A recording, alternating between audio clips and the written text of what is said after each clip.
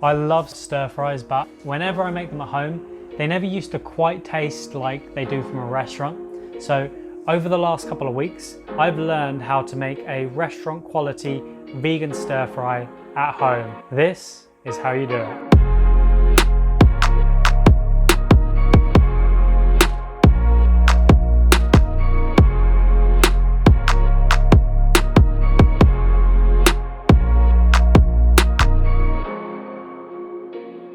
There's ever increasing ranges of meat substitutes, but this is my favorite. It's called seitan, and today we are going to be making it from scratch. And trust me, this is something that every vegan should know how to do. A lot of stir fries use mange tout, but I think these snap peas are actually better, provided that you prepare them like this. You're going to slice them into thin diagonal strips so that you get a delicious little fresh crunch alongside every mouthful. If you're just putting them in whole, like a lot of people do, then you're basically just eating a snap pea with some of our delicious stir fry sauce.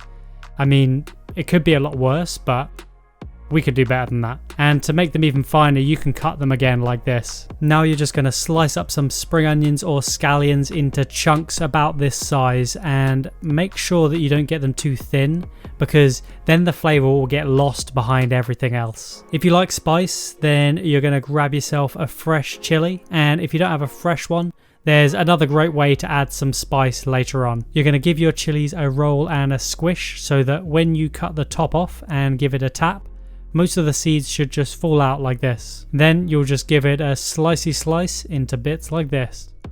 Yum. The best way to peel this lovely fresh chunk of ginger is actually with a spoon. It's quicker and less wasteful than using a knife. Now you're going to just slice it up thinly like this against the grain. When I'm cutting garlic for a stir fry, I like to slice it like this, then turn it over and slice the rest. This means you can taste it a lot better than if it was minced, and with the thin slices, the garlicky flavor mellows out super quickly. Now take your seitan out of the marinade, and wait a sec, you haven't even made the seitan yet. This timeline is all over the place. Don't worry, it was nice and easy. You started by adding 1 1/4 cups or 150 grams of vital wheat gluten to a bowl. If you couldn't find it at your local health store, then you probably bought it online using the link in the description.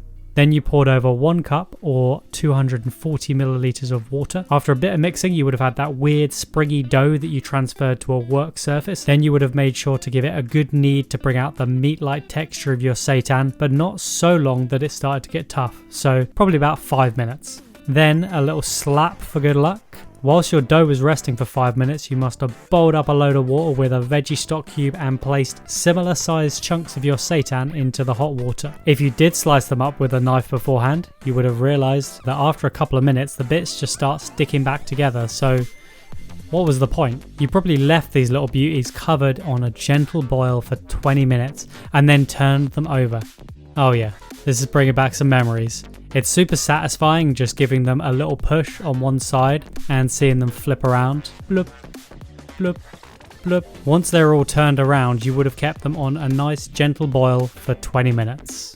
Let's make some marinade. You just need a couple of tablespoons of water, a couple of tablespoons of soy sauce, a splash of red wine vinegar or white wine vinegar will do the trick too, a teaspoon of ground ginger if you don't have any Chinese 5 spice available, and some agave nectar or another sweetener to taste. Once your seitan had finished cooking, yep, we're still in the past tense. Once your seitan had finished cooking, you would have removed it from the heat and sliced it into little strips like this. Then once it's in a tub, you would have covered it with your lovely marinade and started prepping your veg.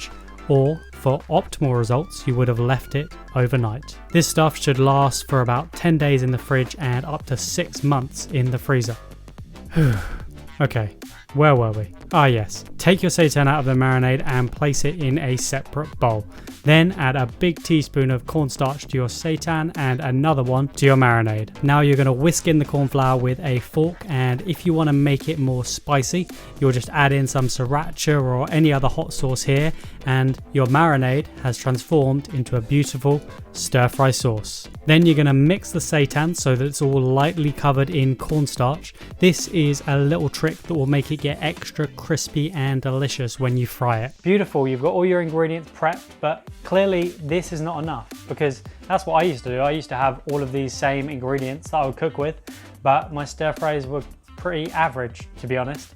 And one of the biggest things I've learned over the last couple of weeks is that it's about how you cook the ingredients and when you add the specific things that really take your stir fry to the next level. So that's what we're going to do now. If you have a nice big wok and an open flame, then this bit will be even easier. But if you've got a more humble setup like me, then you can still make a kick-ass stir fry. But before that, let's make some of my controversial sticky rice. You're going to add a teaspoon of salt to 2 cups or 500 milliliters of boiling water. Then stick in 1 cup or 190 grams of rice. We're using basmati rice, because I guess this is an Indian stir fry. The controversial part of this is that you're not going to wash the rice first, because the starch really helps the rice get nice and sticky, which goes perfectly with a stir fry like this. Just be aware that when you make rice this way, it won't keep as long, so only make as much as you need for today or tomorrow. Now that you've given the rice a stir, reduce the heat and put the lid back on. It's time. We are going to make our stir fry. You're going to add a tablespoon of coconut oil or something else that has a high smoking point, like sunflower oil. Then you're going to make sure your pan or wok gets super hot. Heat is really one of the major keys to a great stir fry. The pan that I've got isn't designed for very high heat, but I put it on a medium high and let it get as hot as it's going to go, and that does the trick. Step 1 is infuse. So if you've got any fresh chilies, then this is when you add them, because it's going to mix into the oil and infuse it with that spicy flavor.